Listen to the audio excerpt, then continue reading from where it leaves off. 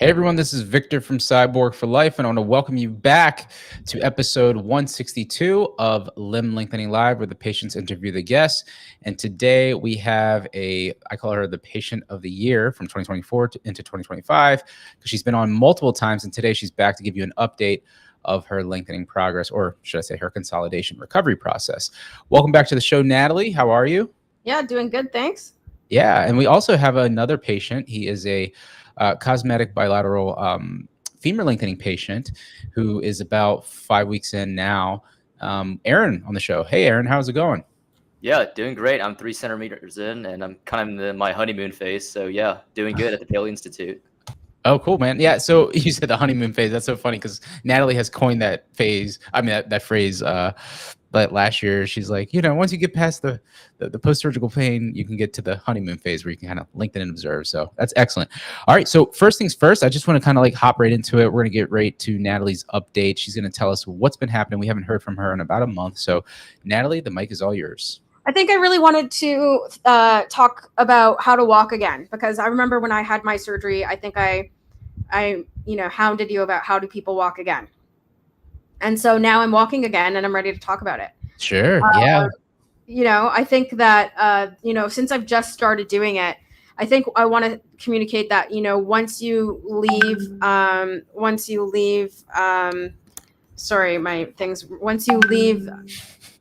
oh my gosh, people are pinging me. Sorry. Once you leave, wherever you're doing the surgery, you're kind of on your own. And so, you're basically still using the walker until you're cleared to walk, right? And so once you're cleared to walk, can you hear me? Yeah. Okay, because you're okay, you look weird. Once you're cleared to walk, it's like, do you just start walking? And you kind of do just start walking. And you're basically, for me at least, limping terribly. Like you're struggling with your hips, and you're struggling with, your hips are tight, your hip flexors are tight, and you're just kind of limping. And for me, I was limping way more to my right side than to my left. And I just find it, a very slow process. I think that some days you're walking and like I wake up in the morning and I had a great sleep and I'm walking perfectly. And then by the end of the day, I'm limping. Because I overdid it. And I'm noticing as well, the more, like the other day I did 10,000 steps. And so I was really great in the morning. And then as I got towards the 10,000 steps later on in the day, I was very, I don't want to say sore, but like I wasn't functioning the way I was in the morning, like my gait. Yeah. And do you think that's due to just the muscles not being dormant for so long and not active, or do you think it's something else? I think so, because 2 days later, I feel like I'm holding my body up better. I'm walking, like you just feel stronger. Like you just feel stronger. You're feeling strong and stable, and like you're progressing. Yeah. And you have been taking these steps 10,000 a day. Has it been like every day, or you do staggered your days? So that day I woke up and I was like, I'm not swimming today. I'm doing 10,000 steps. And that's what I did.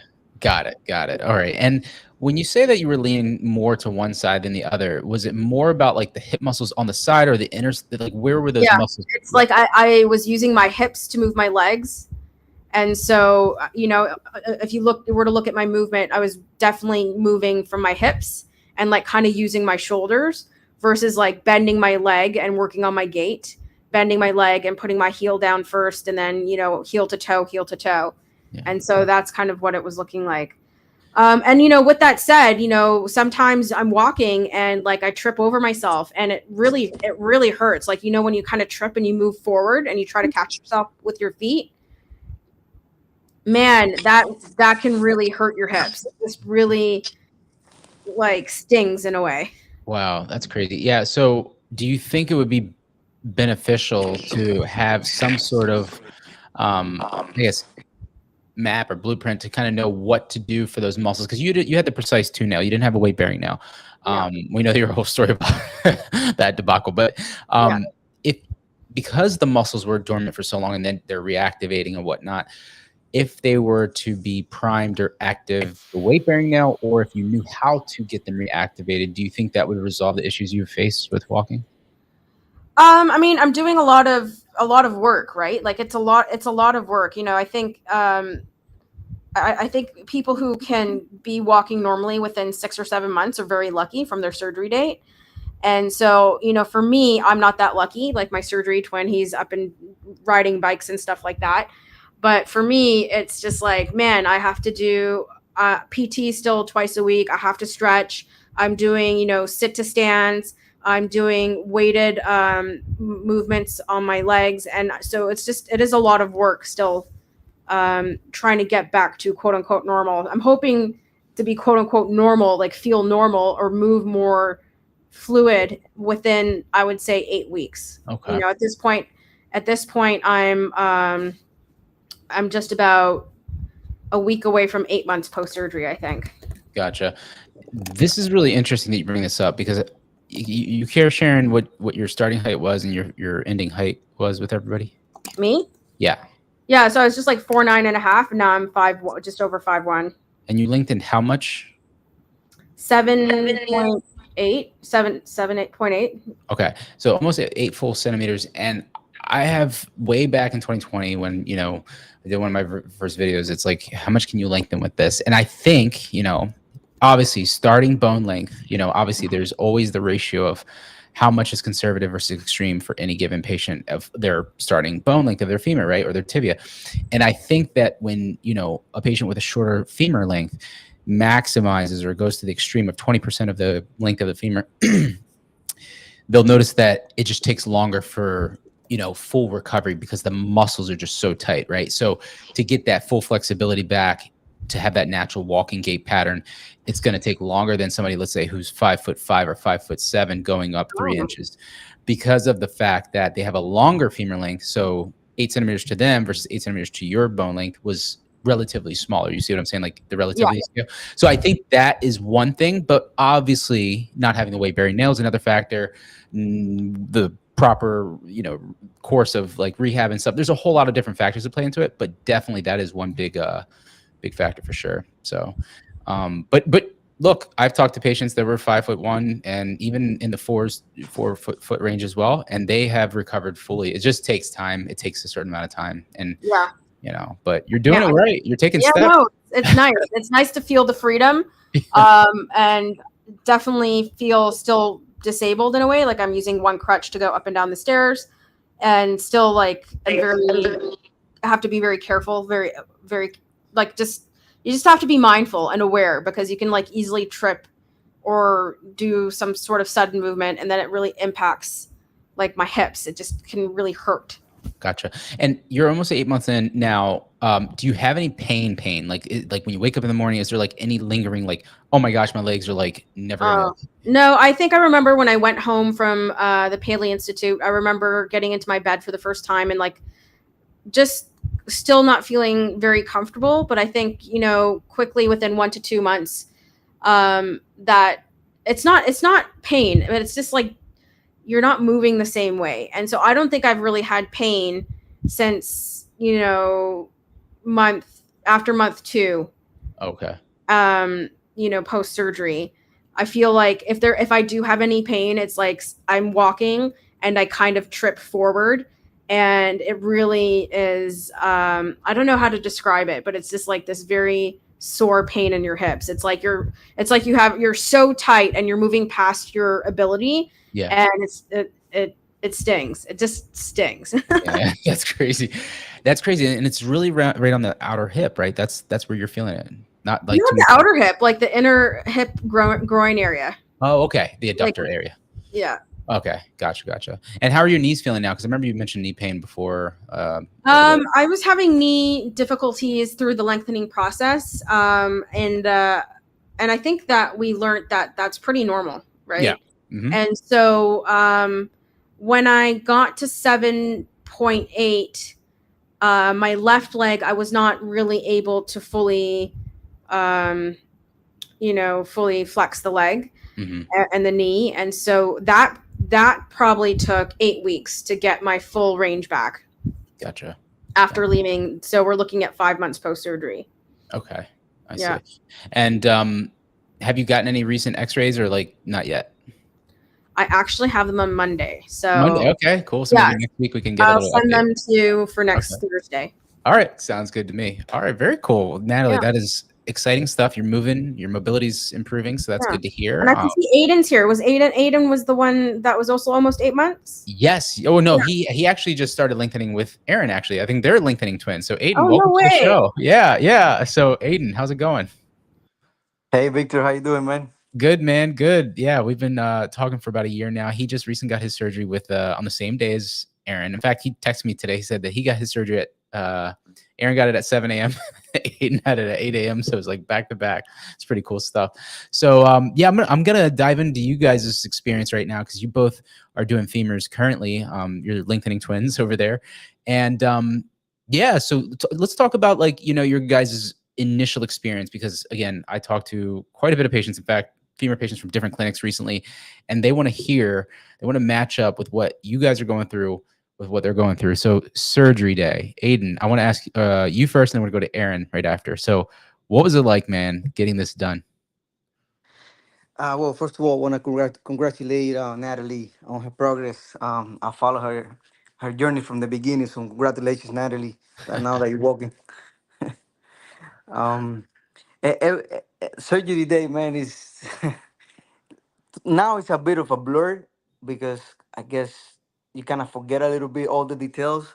But I remember I was calm. I wasn't really like that with too much anxiety as I was pre-ops. Um, Surgery day I was calm. It went pretty well. To be honest, man. People Paley's, they know what they're doing. They do a really good job. So I just showed up, right? Showed up and follow the directions. Just I let myself, just go whatever they say, and 1 minute after another, I was already in recovery. Crazy. And Aaron, what was your surgery like, man? Because it's like Aiden just says, it kind of happens in a flash. Like it's you're going in for this procedure, you have your pre-op, your consultations, all that stuff, and then you are back in the pre-op prep area, and then you're out, right? And then it's over. So talk about your surgery day experience.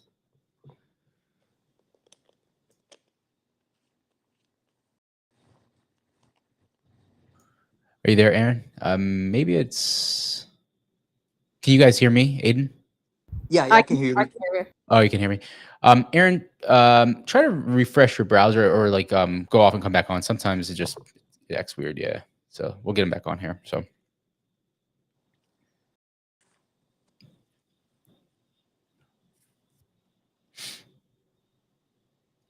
But yeah, Aiden. So you are how many weeks in now? You're same, about 5 weeks in, right? Yes. Surgery was May 21st. Okay.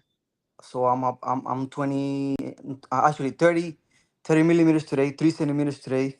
So 30 days lengthening and a week from surgery. What lengthening rate are you going at? 1 millimeter per day? 1 millimeter per day. Yes. Got it. Aaron, can you hear us now? There we go. Yeah, can you hear me? All right, awesome. Yeah, so I'll talk about my surgery day. I mean, I was pretty semi-anxious, right? I mean, this is the first surgery I've ever done in my life, let alone a cosmetic one. So yeah, they told us to show up at like 5 o'clock in the morning. So yeah, I showed up. They called my name. They dressed me in this gown and they put the IV. That's honestly my worst part. It's just like the needle. After that, I know everything was pretty much set. Yeah, 7 o'clock, they wheeled me in. And then this nurse like put some sort of like vial in my IV, and it's supposed to make me feel silly, but I didn't even like feel that or remember any of that. And I remember that they wheeled me to the operating room. I remember I got on the operating table and I looked like forward like to the rest of the team, and that was my last memory. I don't remember like the gas mask. I don't remember any of that. But yeah, like waking up, that was like 3 hours like after surgery, and it literally was just like waking up from sleep. Like I didn't feel any like grogginess or like dizzy. I literally was just like waking up from like a nap. Like that's exactly how it felt. So yeah, I'm glad it went pretty smooth. It didn't feel too bad, and they just set me up upstairs to my recovery room, and man, I had a blast eating. Like the hospital food was actually pretty good, not gonna lie. So yeah, I was hospitalized for 4 days before I was finally out. But yeah, I would say like the day after when I was trying to move around, I would say like that's the worst. Just like getting used to like moving around, like be on the walker. I mean, the first week it was pretty much just hell. Like I remember I said like my knee was kind of acting up like at some point. This was like a few days after like I was discharged from the hospital. But yeah, I mean, I got to say it was pretty positive. Overall, not too bad. I mean, the best thing I can say throughout this whole process is that it's pretty manageable so far. That's yeah, great. that's about it. That's awesome. That is so cool to hear. And you got the femurs. And what's your lengthening goal? What was your starting height? And what's your lengthening goal? Yeah, so my starting height is 168 centimeters. So that's 5'6". I'm trying to get to like 175 or 175.3, about 5'9". Okay, so you're trying to go for the full length of the nail. Not really. I just want to go like 7.3 or okay. 7.4. Yeah. 3 inches. Yeah. Okay, very cool. And what about you, Aiden? What's your goal? And what is your starting height? Okay, I'm starting height is about 162. I'm roughly a little bit on the 5'4". Okay. I'm trying to shoot for the full 8. Like I told Aaron there, I'm going for the full 8, man. Good luck, brother. I'm not messing around. I love it. And you guys, so I actually want to know, like, you started lengthening about what, 1 week after surgery, right? Yes. Yeah. And when you started, what are you doing? You're doing 1 millimeter per day. Is that 0.25 4 times a day or 0.33 3 times a day? It is 4 0.25 millimeter sessions. Gotcha. And does one leg feel any different than the other in terms of like, because some patients always can say, hey, my left leg feels a little bit more irritated than my right. Do you guys have that, or is it the same? Sometimes it can be. You can feel it like very slightly, but not that much. I mean, overall, like the whole lengthening process was pretty, I would say painless, obviously, but I would say like the most I would ever feel is like, let's say I'm doing it close to midnight and I don't do that much stretching as I should be. And then I might feel like sore for like a few minutes, but then that would like go away. So yeah, not too bad. That's great. And another thing is that when you guys you start a PT, do you guys use the recumbent bike at all? Oh yeah, they always start us on that bike to warm up like every single time for like 10 minutes. So yeah, I like that because I just consulted with another patient yesterday, and he's doing femurs right now. I think he's maybe 3 weeks in, and he wasn't doing the recumbent bike. Then all of a sudden he started it, and he got a lot of nerve pain from it, or just sudden inflammation. But you guys have kind of started from the get-go with it, and you've been okay with it through your PT. Yeah, I mean, nerve pain is pretty interesting because, like, I don't know if the biking would really help with that. I mean, I know someone is also another surgery twin, and she stretched like 1 year beforehand. Wow. But what really like got to her was the nerve pain. I don't know if there's any like way you could really prevent that. Yeah, I think the best way you can do is just pretty much once you start sensing it, is you just start on the gabapentin like immediately, and you just proactively start taking it. Yeah. Absolutely. And that's something that Natalie had to kind of do, right, Natalie? With your nerve pain, you had to kind of gabapentin, you took Lyrica, I believe, right? Well, the GABA didn't work for me. I went up to 6 pills. Wow. And I mean, it was traumatizing pain. For me, the whole process, the worst of the pain was the nerve pain, because I personally didn't feel any pain while in the hospital or post-surgery. Wow. It wasn't until I had the nerve pain that so unfortunately, it just came on all of a sudden during a PT session. Actually, it happened at PT, and thankfully Jess was there and she iced it. But so it was about 2 weeks of trying to figure out that gabapentin didn't work for me, and so I saw the pain specialist and they put me on Lyrica. Gotcha. And Lyrica worked within like 24 hours. Wow. And that's what centimeter did you hit this nerve pain? Yeah. Do you remember, Victor? I think it was around between 2 and 3. It was a little over. Yeah, it was a little over 2. I think it was. I think it was like 2.5. Yep. It was early. It was early. It was earlier because typically I had.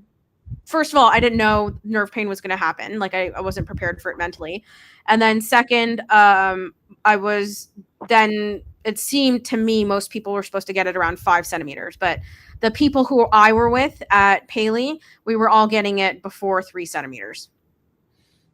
That's interesting. Yeah, that's the same case as the other female patient that did surgery the same day, and Aaron and I. she's a surgery twin as well. That's her case. She's got nerve pain about 2.5 centimeters.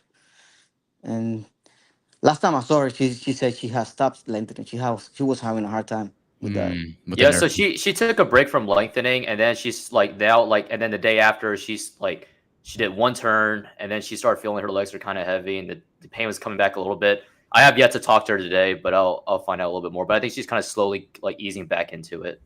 I think that's the way to do it. You kind of have to. I remember taking a few days off too.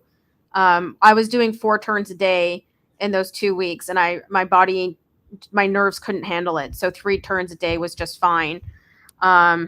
And so, another interesting thing is that my leg, like I'm almost 8 months post surgery, but when you get the nerve pain, typically you get the numbness in the shin, in one of your shins. And so my right shin is still super numb. It's a very interesting feeling. Really? Yeah. Wow. Oh my gosh. That's kind of scary, but yeah. Even to this day. Well, that's usually the first thing that happens, right? The first sign of nerve pain is going to be numbness. The numbness. That is true. And so I did go numb first before the pain. And honestly, I would be okay with not having feeling in my right shin for the rest of my life for the height that I got. Wow. That's powerful. Yeah. And look, a lot of patients have said the same thing. Even I think it was Rich that we were just chatting about the documentary recently, and he said that he still has some numbness, and he's almost 3 years in, actually over 3 years in. So, and I actually had a numb spot too that didn't really come back until after 3 years. So there's certain, nerve regeneration that could take a long time or maybe never come back. But you're right. Numbness isn't the end of the world as long as you can move your legs. So, but no, that's something that I actually kind of learned, right? And that's why we have these discussions, because for a long time, I talked to a lot of femur patients before Natalie kind of came into the scene, but then she talked a lot about nerve pain for femur lengthening. And then ever since then, I've been telling patients, warning them if they're going for femur lengthening to expect it as a possibility, because not every patient gets it, right? Because it can be hit or miss. But I say that, hey, this can happen. And if it does, you got to know that that's part of the game. So Aiden and Aaron, Natalie has put you onto it, so it can happen. As you've seen Aiden with the other female patient there at 2.5, hopefully she can regain some momentum and get back to lengthening. But it's a real thing. It's a real thing. The nerves are no joke. So yeah, I mean, I've been fortunate. Like I don't think I've hit like traditional nerve pain. When I say traditional, I mean like your tibias or your lower legs start feeling numb, and then you start like feeling like pins and needles. The most like once I reach 1 centimeter, I remember like when I was doing certain stretches, like let's say I'm lying flat on the massage table and you stretch my right hamstring like straight up, the underneath my left like knee and then thigh will start to feel warm and then hot and then hot, and then it just gets worse until you put that leg down and that just goes away. Yeah. And when I talked to one of the therapists, like Jess, she told me like, yeah, it's completely normal like for you to feel that way too. It's like the nerves are just getting like a little bit irritated, or like the nerves are just getting stressed. So there's like alternative ways to stretch your hamstring, which is great. Like using one of those like stretch straps. And so they teach you multiple ways to stretch like the same kind of muscle, which is great. But I am planning on slowing down. Like once I hit, because I'm not trying to go the full 8. Once I hit around like 4.2 centimeters, then I'll slow down to 3 turns a day. Gotcha. How old are you? I'm 24 years old. Oh, you're lucky. Okay. Yeah. I don't think you'll need to slow down, but yeah, I mean. Yeah, I mean, I got my X-rays, and I mean, my bone growth looks pretty good. So, yeah, I'm really happy about that. Hopefully, they don't pre-consolidate, but like Dr. Robbins said, like the risk of pre-consolidation has been like very, very low statistically. Yeah. Yeah, that's true. I haven't really come across too many pre-consolidated. There was like one teenager that. He was really young. So, but that's excellent, Aaron. That's really, really cool that you have that plan in place, because I have heard from other surgeons, like Dr. Rosberg and stuff, said, hey, if you slow down, you actually kind of help your bone to heal on the back end, right? Because, so that's really smart. And you kind of like can regain a lot of function faster, but we'll see how it goes, man. I'm so excited to have you guys come on frequently throughout your lengthening so we can kind of, see how everything goes. Oh, Michael. Oh, sorry. Yeah. So, some text from somebody, but anyway, Aiden, so let's talk about right now, you guys, both you and Aaron at around 3 centimeters, right? And you guys are doing PT every day. What's your mobility like? Because which size nail did you both get? was it the 10.7 or the 12.5, Aaron? I got a 10.7. I mean, I heard statistically like 1 out of 100 people get the 12.5 nail. So yeah, I got 10.7. That's like 50 pounds weight bearing. Gotcha. And how much did you weigh? How much did you weigh before surgery? 145 pounds. Okay. That's so you're offloading properly though. You're moving around pretty well. Oh yeah, like I got used to like putting almost all my weight on. In fact, it's funny when I was going around the walker, some of the physical therapists said, "Hey, you're actually putting a little bit too much weight like on your arms, and you don't have to." Oh. I mean, because I'm more on the conservative side, right? Like one of my biggest fears is like the nail would like bend or break, and they're like the rods are stronger than you think. Don't worry. But yeah, I've gone around just fine. It's not a big deal at all. Yeah, unless when me and Natalie remember from different clinics, so the catastrophes we heard. But anyway, Aiden, you got the 10.7 as well, or did you get the 12.5? No, I got the 10.7 as well. 10. Yeah, 50 pound per leg. I'm a little heavier than Aaron. I was 158 surgery date, and I lost about 10 pounds because I'm like right now like 150. So but still I gotta offload about 50 pounds. But it's not difficult at all. Like I'm used to lifting weight. So offloading 50 pounds is not a big deal at all. I can move with the walker perfectly, Hey, dumb question, but how exactly like do you weigh yourself if you're not like fully weight bearing? Okay, this is what I do. I put the scale on a chair, on a chair, right? So you sit on the chair, and you lift your Oh, legs, okay, yeah. and that'll give you the weight. Yeah. That's Well, interesting. when you do your 2-week check-in at Paley, they usually weigh you. Okay.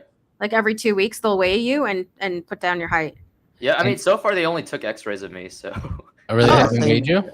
Same here. No, they just Well, I guess did my X-rays. Yeah. I guess do they check your height? No, For me, they did. They did. Yeah. Yeah. You better ask about that. And That's they what made you're. me stand on the scale and weigh me.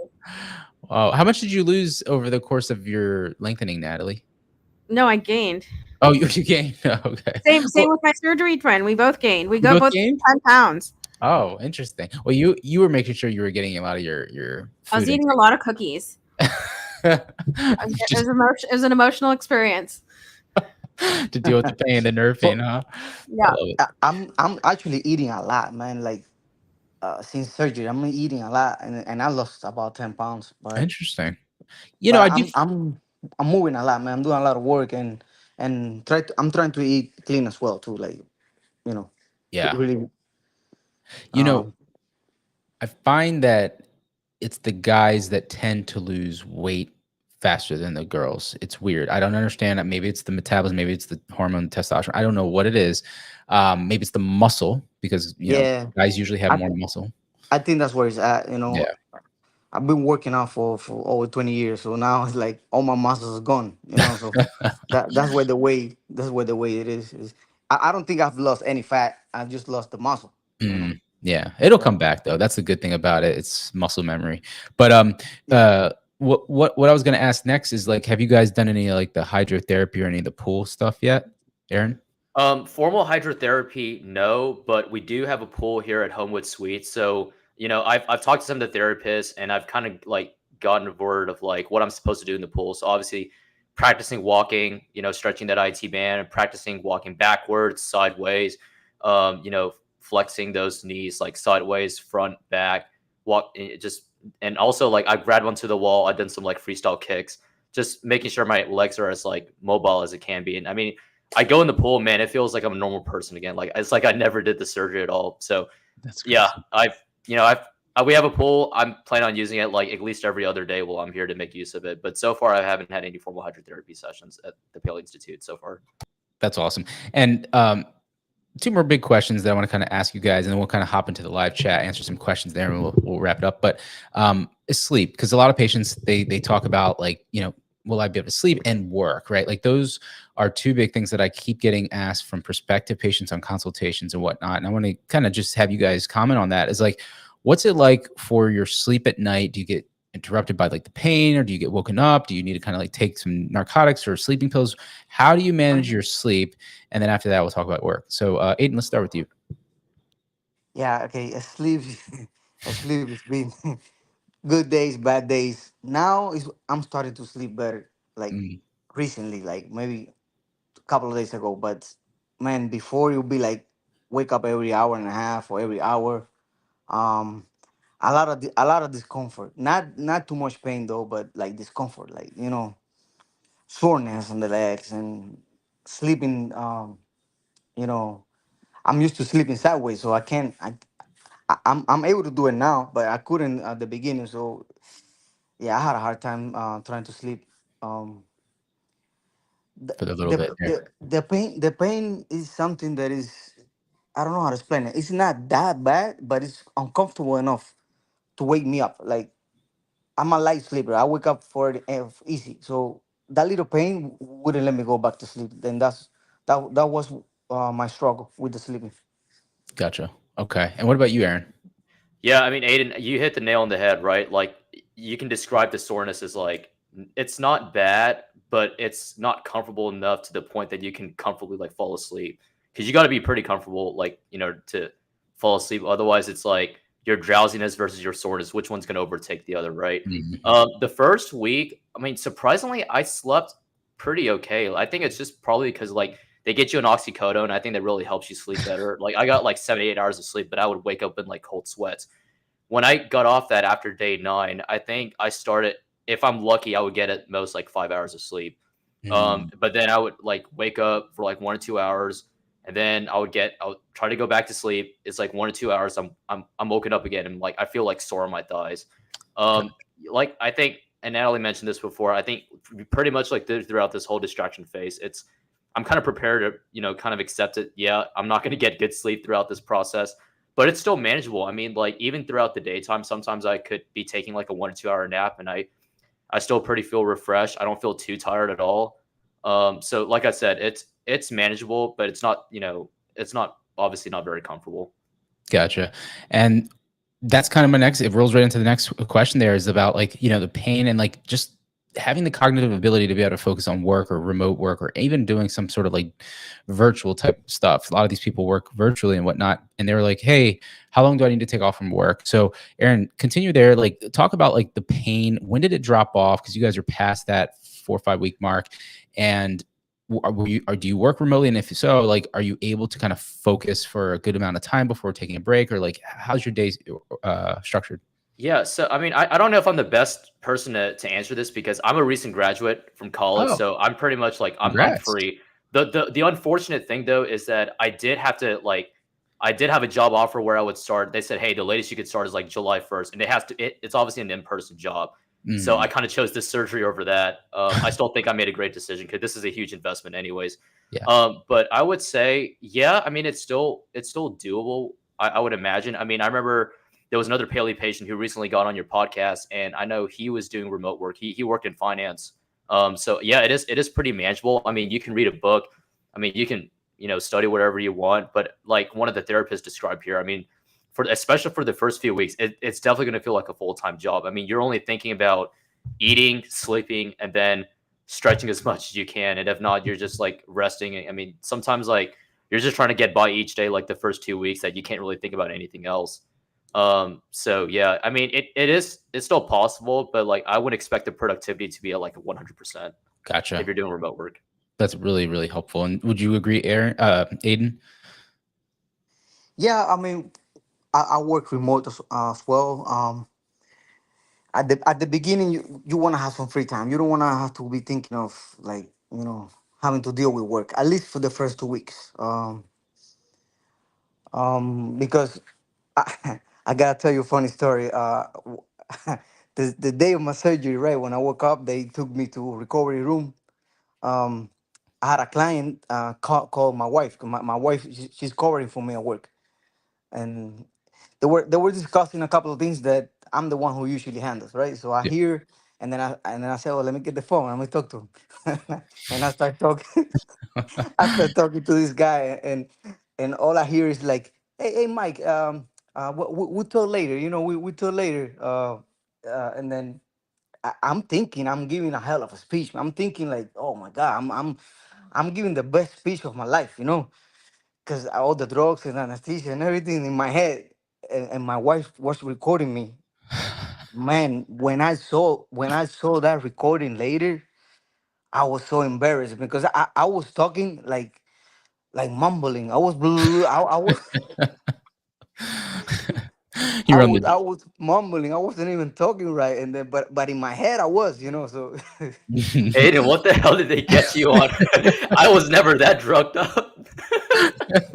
man, that was like a couple of hours after surgery. But that was like, a few hours of coming to the room where the room that you stay to, to sleep and stuff.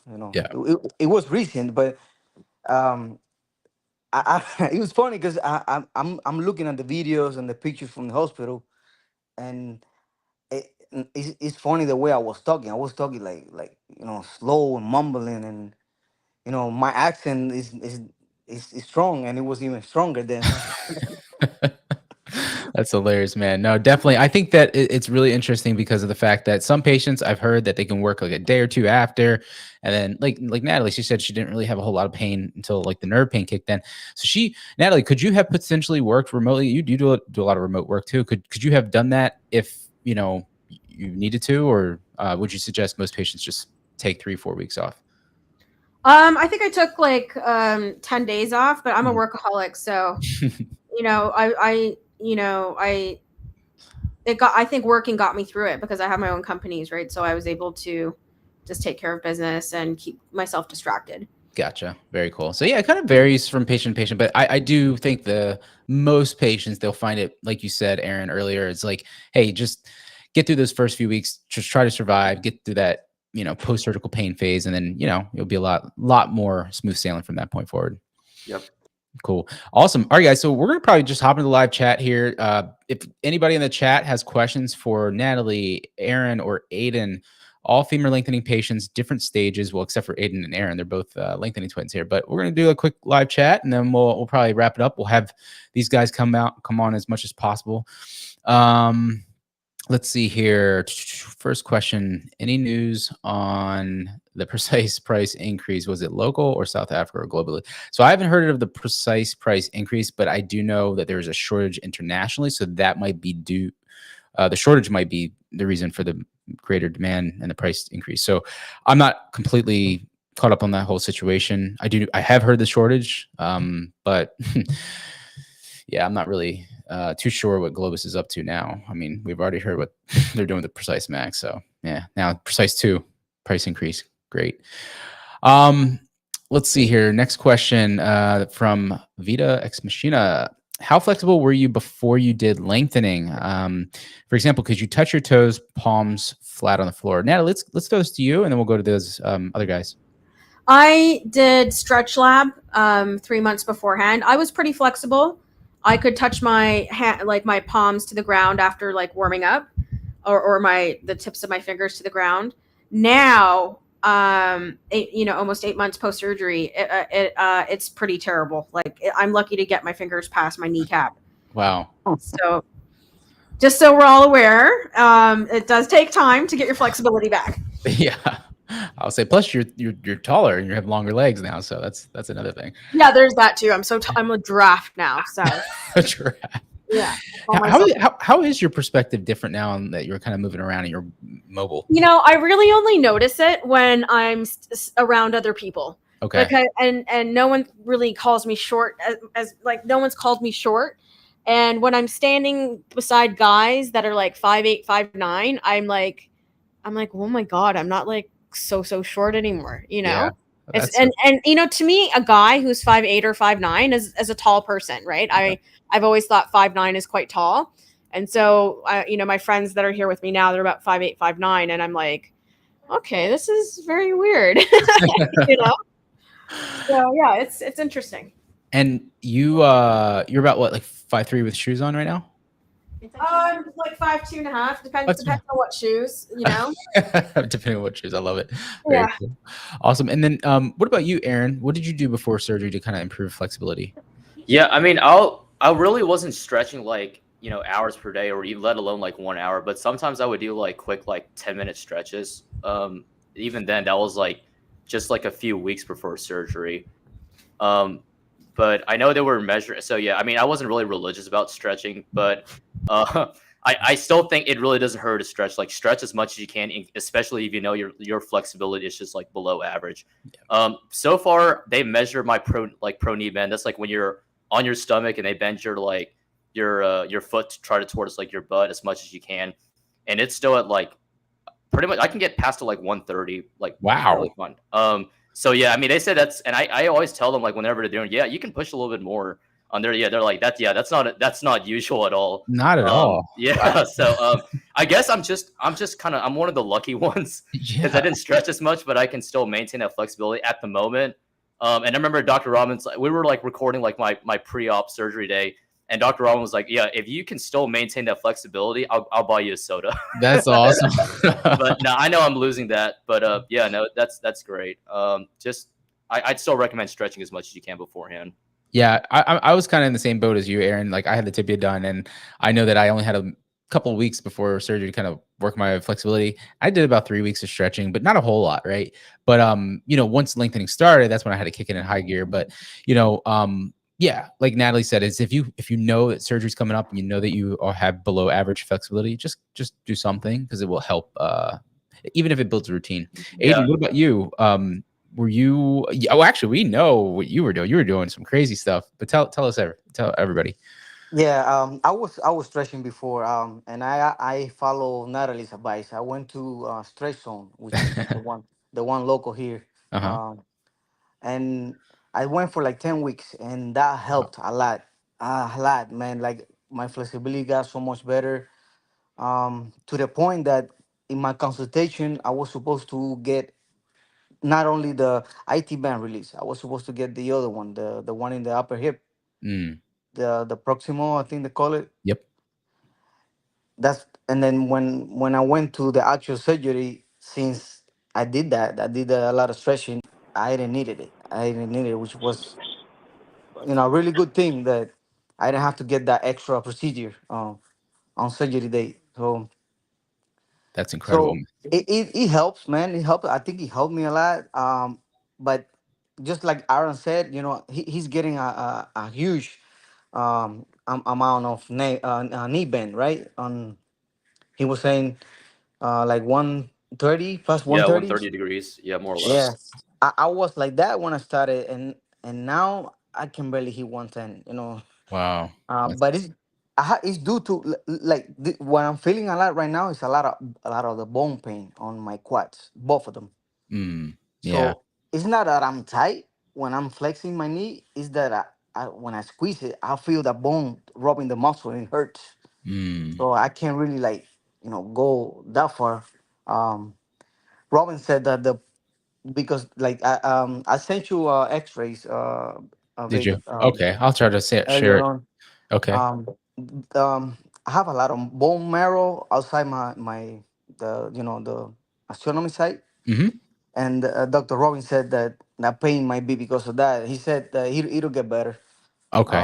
I'm just hoping it gets better fast because it's limited in my PT in the knee band. Right. Right. No, that makes sense for sure. In fact, I just pulled it up here in my Mac. Let me see if I can share your thing real quick, and then we will hold on. Share screen. This is your X-ray, right? When was this taken? That was yesterday. Oh, okay. So really Wednesday. recent. Yeah. Yesterday. Look at that. That's crazy. Really, really that good was bone yesterday. growth. Wow. And you're at 3 centimeters. Yeah. Today, I'll be 30 today by the end of the day. Okay. So you'd be 30 millimeters in. Yeah, that's incredible. Like, look at that. And Aaron, is yours comparable to this too? Like your bone growth? I would say mine's a little bit better. But mine's I didn't get my X-rays from Dr. Robbins yet. I've yet to email, but I did take a picture of it on screen, and it is on the Discord channel, so I did make a diary. You guys can take a look at it if you want. But okay. I would say it's pretty good. That's awesome. I really feel like. Yeah, go ahead, Natalie. I was just gonna say, I really feel like once you get to 5-6 centimeters, you then have a really good idea of what the remaining healing will be like. Like, because when I looked at people's x-rays, which we did obviously share our x-rays a lot, same thing, around 2-3 centimeters. But when you get, further to 6-7, you then have I think a much clearer understanding of how much bone Yeah. or like how quick it will heal. Yeah. Once you leave, once you're done distraction. Gotcha. That's Yeah, fair. that's true. That's true. They say you have to wait a little more, maybe 5 or 6, to know how your consolidation part is gonna be. Like, this Okay. doesn't mean that this doesn't guarantee anything later on. But it's just that Right. in my show, why I'm having that much pain right now. My quads. Might be because of that. But Because of this hypertrophic growth, it might be pushing on some tissue. Yeah. But yeah. you know what? It's you got to be happy with that, because I've seen patients go too fast at certain clinics and they have a nice black gap here, and it's just like, oh well, that doesn't look good, and it's very early on. But anyway, real quick, we got Socrates on the show. Socrates, been a while. How are you? What's going on, everybody? Doing good. I'm just driving home from the gym, Socrates. getting ready for 5K this week. Oh, is it this week? I saw Dr. It's just I'm doing one in the neighborhood, nothing special. Oh, okay. Gotcha. This will be the longest run since rod removal, and my next marathon is in 3 months, so Okay. I'm ready. Best of luck, man. So I don't have an Instagram to post my trophy on, but I'll put it on the Discord, I guess. So I'm excited. Dr. Aztec, when I saw him 2 weeks ago, he was like, "Do it." And I was like, "Don't gotta tell me twice." That's awesome, brother. What's new with everybody here? Nothing much. Yeah, they were just doing an update with everybody here. Natalie is just giving us an update, and she's got to go in a minute. But yeah, she was basically saying that she's taking some steps now. She's getting more mobile, and she's feeling really confident about how things are progressing. So that's awesome. So Natalie, thanks so much for coming on and sharing your update. We'll have to get you come back on. You have x-rays on Monday. I'll have x-rays for you next week. Okay, cool deal. Natalie, thanks so much. We'll talk to you later. Congrats, Natalie. That's exciting. All right. And then we have Aaron and Aiden. They're both lengthening twins, femurs. They're doing it right now. They're 30 millimeters in as of today. And yeah, so they're just enjoying the experience here. That brings back memories. All right. So let's chop through some more of these questions. You're birthing a new you. So. Yeah, exactly. So this one might be good for you, Socrates. It's about running. So Dave Pan is asking, yeah, okay. I'm trying to get back to running after surgery. He's saying, well, is it not going to happen in 1 to 2 years, it seems? But Socrates, you kind of, prove that different, right? My first long run was less than a year after surgery, so I'm not sure where that's coming from. I removed my rod 16 months after surgery, and I ran the next day. So I ran the next week, I should say. Sorry, let me not misspeak. Granted, you did have your... So you have to do a lot of work while you're lengthening to stay in shape and be ready to hit the ground running, literally. I like that. Right? So if you slack off and do what like if you're a couch potato during lengthening, you're gonna gain 30 pounds and you're gonna not be able to run or walk for months after you finish lengthening. So if you want to run, the same thing you do before lengthening, which is stay trim and stay limber and stretch and keep your running muscles ready to go, matters just as much, if not more. Very true. Very true. That's a good advice. Good advice from the legend himself. All right. Don Jargo, thank you. Love from Germany. Yeah. Greetings. All right. There's a few more here. Arable saying, I want to do 12 centimeters on the femurs, but I'm worried I won't be able to get explosive movements within a very long time.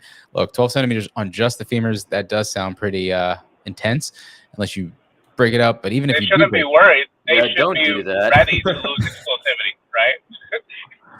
What'd you say, Aaron? There was somebody on the Discord. Yeah. That don't do it. Oh, don't do it. Yeah. This is just crazy. Like, I think like the lift life tolerant record was like 11.6 or something, or close to that. But no, dude, I would recommend splitting that up. There's no reason why you would put it all in one segment. Yeah, absolutely. There was somebody messaged me privately on the Discord saying something like, I don't really care about getting back in running shape. I just want to be taller. So what do you think about doing 11 centimeters in my femur? And I was like, you're asking the wrong person. I can't imagine wanting to be less athletic than before lengthening. Shouldn't be a sacrifice one should be willing to make. But my starting height was 5'6". Who knows what my mentality would be if my starting height was 5'1". Right. So, but still, you should be able to. My biggest thing I realized after removing the rods was it's not so much about being an endurance athlete or anything. I just want to be able to play with my nieces and nephews and just pick them up and not have to worry about falling or hurting myself because I didn't heal well. That sacrificing that would never be worth it to anyone I can imagine. I agree. I think that, some people have unrealistic expectations, and it really does involve a lot of risk when you do that. Yeah. Let's see here. A lot of people, Omar, are saying, I've seen an increase in people doing LON on the femur. I think it's because of the extra couple centimeters that they can get while ignoring the danger of infections. What do you think about that? Yeah, I agree. I think that there is a high risk of infection when you do LON on the femur, at least when you're not doing it for deformity or under supervision of a very experienced surgeon. So I don't know. I just think that it's an obsolete technology for the femurs, right? Tibia, you can get away with a little bit different because it's not as much soft tissue around there, but that's just my take. I'm not a fan of it. I've seen many patients have infections. So yeah, I agree with you. Let's see. Any other questions in here? Yeah, so Arable, they did talk about the pain a little earlier. I asked the question to Aaron and Aiden, and they talked about their pain after surgery. And Socrates has talked about it many times. So go back to the beginning of the live stream when we finish up. But yeah, they talked about that a little earlier. Heat pad is your friend. Yeah, that's right. And oxycodone. Lots of oxy. Or you want to be talking like Aiden to his workers. It's like, yeah. Marini, so will anyone here be doing their tibias, getting their tibias done? So Aaron, are you going to do your tibias? Uh-oh. I think we might have lost Aaron for a second. Aiden, are you there? Oh, yeah, he had to come back off. So he's going to come back on. Okay. Might be his connection. Aiden, can you hear us? Yeah, it might be connection there. I also am getting kind of a storm. Or you're in Baltimore, right, Socrates? Yeah. It's starting to rain. Starting to rain. That might be our issue. Aaron?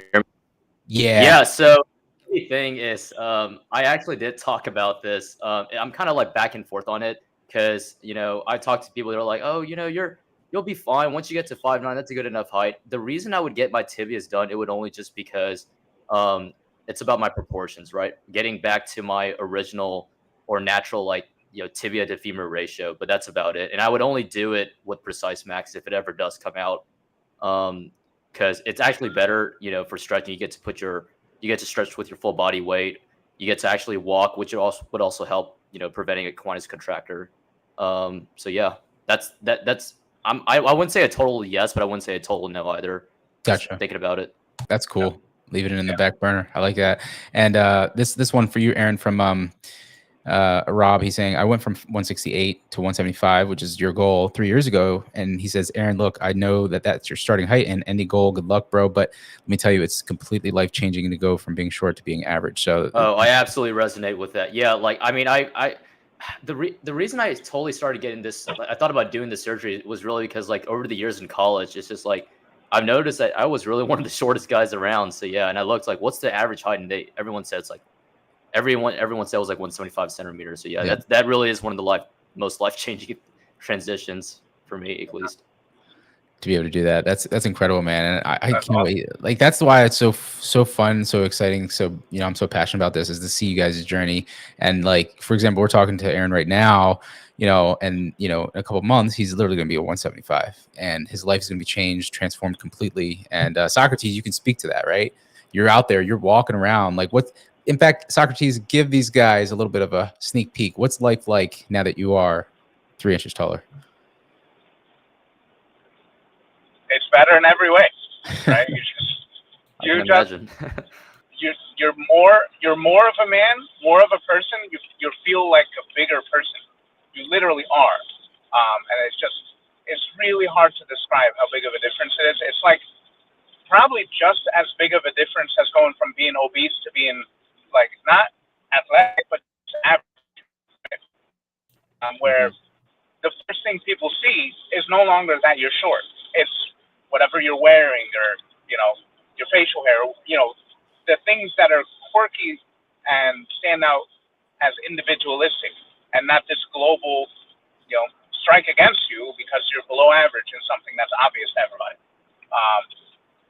I would wholeheartedly recommend everyone do this. That's crazy. Sorry about the map. That's awesome. No, dude, that's some powerful advice. But I love it. I do love it. And that's the thing that this is all about. It's like one patient sharing it with another patient. And that's why we do this. But I think that's most of the questions here in the chat. Aaron, Aiden, it's been a pleasure having you guys on, sharing your experience. I'd love to have you guys come back on regularly, because it's super powerful to hear as many times as we can from different patients in different situations. And you guys are going through it right now, because there might be something that's unique to your experience that we haven't heard before. Like in the past year, we've heard a lot of nerve pain and for femur lengthening. So if there's anything that you might want to jot down and talk about when you come back on, it'd be huge and super helpful. So is there anything you want to say before we wrap up, Aaron or Aiden? Yeah, just for me, hey, like I've agreed to go public on the Paley Stature Lengthening Instagram page, and I'm also recording this on my diary. So just if you guys are always interested, just check it out. That's awesome. Yeah, Socrates has done the same thing. Yeah, and there's no shame in this. And I think that's so powerful because, Natalie has helped out other patients. Socrates has helped out other patients. Real. There's a lot of patients that, are just a little bit more open with this. And the amount of people that email me and they say like, oh, I watched, Socrates' thing on this or Real's thing on this, or they're going to say like Aiden and Aaron. It's like, you guys don't know how powerful that is. It's not, again, this platform is so much bigger than what I've started it to be. It's now like the patient-centric limb lengthening thing. And that's why I'm so happy to keep it going, because it's transforming lives, right? And we're trying to do it the right way, the safe way. And hats off to you guys, Socrates, Aaron, Aiden. So thank you. Aiden, do you want to say anything before we wrap up? Uh-oh, Aiden, I think that it might be glitching on your side, but that's okay. That's all right. Let me just see if there's any other last questions in here. That's good. All right. And Socrates, yeah, man, we'll have to get an update of how that run goes. You said tomorrow you're doing it, the 5K. Okay, cool, man. Well, it would be great to have you share some of that, because I mean that's your longest run since rod removal. Awesome. Sounds good. Well, thank you guys in the chat for asking all these amazing questions. Thank you, Natalie, Aaron, Aiden, Socrates, for coming on, sharing your experiences. And for episode 162 of Limb Lengthening Live, this is Victor and these amazing patients signing out. See you guys next time. Peace. Yeah. All right. Bye.